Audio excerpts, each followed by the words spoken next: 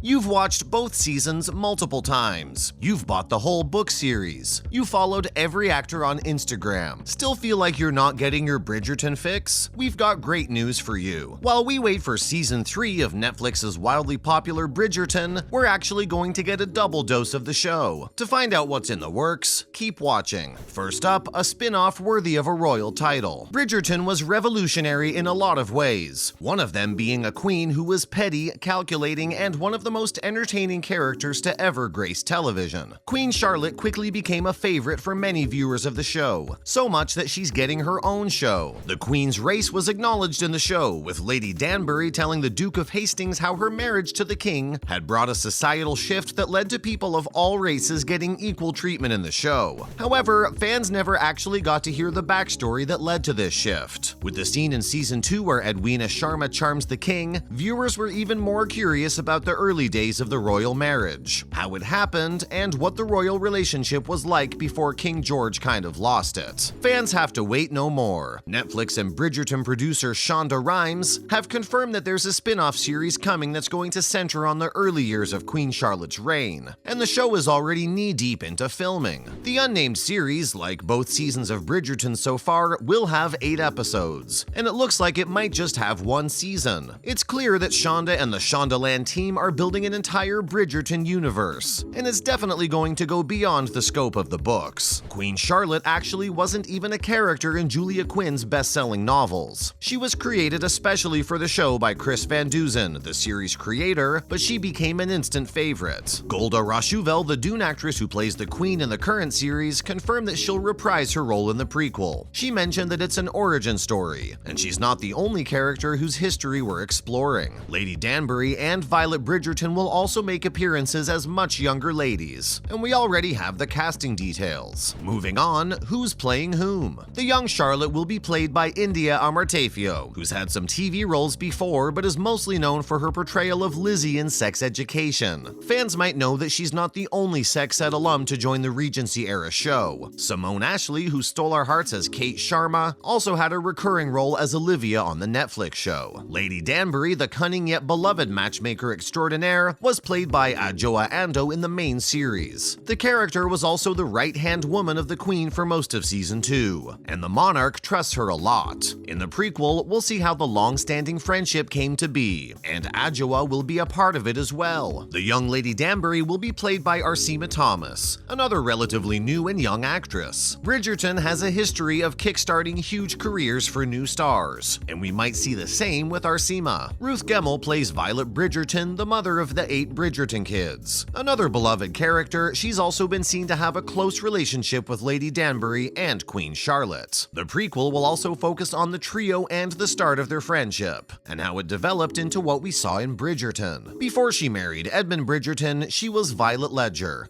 and the young lady will be played by Connie Jenkins Grieg. She's going to be portrayed as a young, kind, and curious teenage girl, all the qualities that made her so lovable as a mother. Her parents, Lord Ledger and Vivian Ledger, will be played by Keir Charles and Katie Braben. Ruth Gemmell will also reprise her role as the older Violet in the prequel. Other cast members include Michelle Fairley, Sam Clement, Richard Cunningham, Tunji Kasim, Rob Maloney, Cyril Ury, and Hugh Sachs. While there's no confirmation about release dates yet, it's definitely much further along than Bridgerton's 3rd season, which means we may see it sooner. But wait, this isn't the only prequel on its way. Julia Quinn's original Bridgerton novels were instant bestsellers, and are back on the top lists after the record-breaking success of the show. But did you know that she also wrote 4 prequel books to the series called The Rokesbys? While the series focuses on a different family and their social and romantic trials, it also has an emphasis on the previous generation of Bridgertons, adding context and extra details to the lives of Edmund's children and where they came from. But those books might just become the least important Bridgerton prequels, because it's been confirmed that Shonda Rhimes and Julia Quinn are co-writing another prequel book. While there's no details as of yet about the title or the release, the novel will be an adaptation of the spin-off show, focusing on Queen Charlotte and King George's love story. The book is set in the Bridgerton universe, but it's quite likely that it'll be more of a standalone, as Charlotte wasn't part of the original novels. It's also probably going to draw inspiration from actual history, as the Queen is based on the real-life Queen Charlotte who ruled from 1761 to 1818, and had 15 children children with King George III. The most interesting part is that the real Charlotte might actually have been Britain's first black monarch, just as she's shown in the show. However, this is still under debate by historians and experts on the era. At any rate, Bridgerton is a show that acknowledges racism, despite existing in a society where it isn't an issue, and we're sure it'll continue to do that. Naturally, the book will be released to coincide with the prequel's release, though there's no confirmed date for either of them. So, what else is happening in the world of Bridgerton? Emmy noms are out, but Bridgerton deserved better. The nominations for the 2022 Emmy Awards, the most coveted and prestigious television awards, have just dropped, and it looks like there's about to be another scammy situation. The show has received 3 nominations, which is tough enough as it is with all the exciting new shows this year. The first is Outstanding Character Voiceover Performance for the legendary Julie Andrews as Lady Whistledown. Who else could have made a bodiless voice so iconic? The next is Period Costumes, which makes complete sense for those stunning Empire waist Regency gowns. And the third and last is Period and/or Character Hairstyling, which comes naturally after half the world trying to recreate Kate and Daphne's intricate updos. However, fans are shocked and disappointed. The second season smashed records, and Kate and Anthony's agonizing slow burn and frustrating flirtation should have garnered them a nomination each, but that hasn't happened. The writing and dialogue, along with the set design, were also highly talked about, so it's no shocker that fans aren't happy. All we can hope for is better recognition for the upcoming third season. Plus, here's a shocking fact about Lady Whistledown. The omniscient narrator has an unmistakable Gossip Girl-esque vibe, and after all, the show's premise is built around her. While we might know who she is now, she's voiced by the stage and screen icon Julie Andrews, who recently revealed an unexpected fact about the show and her co-stars. The Oscar winner recently mentioned that she hasn't ever met anyone on the show. As a voiceover-only role, it makes sense that she wouldn't have to come on set, especially for a show that was created in the era of the pandemic. Julie might be from the UK where the show is filmed, but she's lived in New York for decades, where she could easily provide her voice to Netflix. She admitted that she's only seen the rest of the cast on the actual show when it was released, but she's full of praise for them and Shonda. With a ton more seasons to go, however, Julie might just visit the actual set one day, and we're sure there are going to be a lot of starstruck young actors when it happens. And finally, Daphne's taking on a big new role. Like most actors on Bridgerton, Phoebe Dynevor can credit her recent fame to the show. As the lead actress of season 1, which revolved around her love story with Simon, she's made quite the splash in the industry, and it looks like she's making her move to the big screen now. Reportedly, the actress has signed on to The Threesome, a big-budget rom-com where she'll star alongside Logan Lerman, whom you might know from The Perks of Being a Wallflower. The movie follows a young man who finds himself in an unexpected threesome, which has some unwanted consequences. The comedy has been compared to Knocked Up, the 2007 comedy starring Seth Rogen, Katherine Heigl, Leslie Mann, and Paul Rudd. While this might be her first huge movie role, Phoebe made her big screen debut in The Color Room, a 2021 biopic where she starred as Clarice Cliff, a ceramics artist from the 1920s. Percy Jackson star Logan will also star in Bullet Train this year, an action comedy starring Sandra Bullock and Brad Pitt. That's a wrap for this video. What are you most excited to see in the Bridgerton prequel? Let us know in the comments below. Make sure to give this video a thumbs up and subscribe to our channel for more videos like this. See you in the next one.